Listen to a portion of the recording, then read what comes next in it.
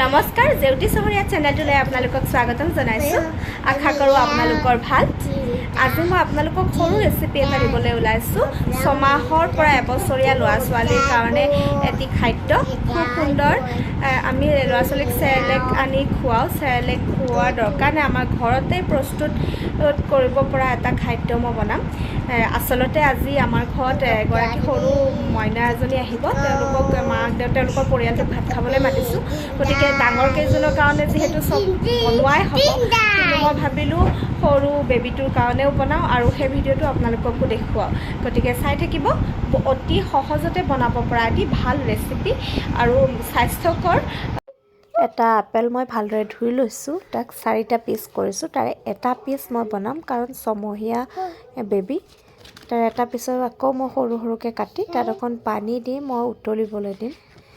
পূৰা বইল হৈ যাব নালাগে, কিন্তু কেঁচা কেঁচা ভাৱটো নাইকিয়া হোৱালৈকে মই বইল কৰিম। এইখিনি পানী দিছোঁ, বেছি পানী নিদিওঁ কাৰণ পানীখিনি তেনেই গুচি যাব। এয়া মই উতলাইছোঁ, অকণমান সিজিব। যেতিয়া কেঁচা কেঁচা ভাৱটো মই নমাই দিম। এয়া নমাই দিলোঁ মই। ইয়াত মই এটা বাদাম দিলোঁ। তাৰপাছত ইয়াত অকণ ভাত দিম। ভাত দিলোঁ। আপোনাৰ ল'ৰা ছোৱালীৰ কিমানখিনি খায় তাৰ ওপৰত বনাব। এতিয়া 6 মহীয়া 2 চামুচমান খায়, গতিকে 6 মহীয়া বেবীটোৰ কাৰণে মই এইখিনি এপিচ আপেল, তাতে এটা বাদাম দিছোঁ আৰু ভাত অকণ আৰু গাখীৰ দিম। ইয়াত গাখীৰ দি পেলাই এইখিনি পিচি দিম গোটেইখিনি। এইখিনি তাই হৈ গ'ল পিচি দিয়াৰ পিছত। কি ধুনীয়া হৈছে চাউল। তাই বেছি নাখায়, 2 চামুচ মানে খাব, সেইকাৰণে তাইৰ কাৰণে কমকৈ বনাইছোঁ।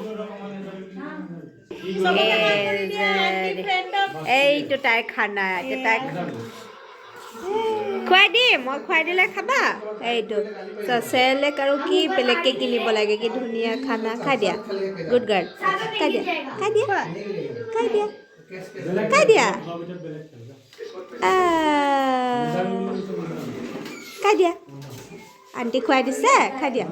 এনেদৰে আমি ঘৰত সন্তানক বনাই খুৱাব পাৰোঁ। আপুনিও ঘৰত ট্ৰাই কৰি চাব আৰু কেনে পালে জনাব।